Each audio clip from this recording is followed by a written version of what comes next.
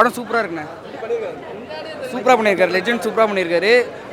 ரொம்ப சந்தோஷமாக இருக்குது. ஏன்னா எப்படின்னா ஃபஸ்ட்டு படத்தில் ரொம்ப ட்ரோலு, அதை தாண்டி வர்றதுன்ற ரொம்ப கஷ்டம். அப்படி பார்க்குறப்ப 2வது படத்தில் செம்ம இம்ப்ரூவ்மெண்ட்டு.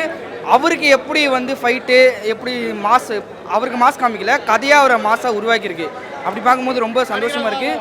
இது நிறைய பேருக்கு ரொம்ப கான்ஃபிடென்ட்டாக இருக்கும். ஏன்னா அந்த ஏஜ்லையுமே பேஷனுக்காக வந்து சினிமாவுக்கு வந்தது இப்படி பண்ண முடியுன்றது ரொம்ப சந்தோஷமாக இருக்குது. செம்மையாக இருக்குது, சத்தியமாக செம்மையாக இருக்குது. கிளைமேக்ஸில் ட்ரெயின் ஃபைட்டு செம்மையாக பண்ணியிருக்காங்க. ஸ்டார்டிங்லேருந்தே நிறைய ட்விஸ்ட் அண்ட் டேர்னு சூப்பராக இருந்துச்சு. புரியல. கதையாக வந்து இது நம்ம நார்மலாக பார்த்த கதை தான். அதாவது அப்பா வந்து பொண்ணை காப்பாற்றுற கதை தான்.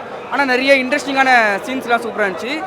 ரொம்ப சந்தோஷமாக இருக்குது இவரை பார்க்க. ஏன்னா இந்த ஏஜ்லேயுமே சினிமாக்காக நிறைய பேர் போராட்டி இருக்காங்க. இந்த வயசில் வந்து அவரை இன்வெஸ்ட் பண்ணி நடிக்கிற படத்துக்கு இவ்வளோ சூப்பரான ஹிட் ஆகும்னு நினைக்கல.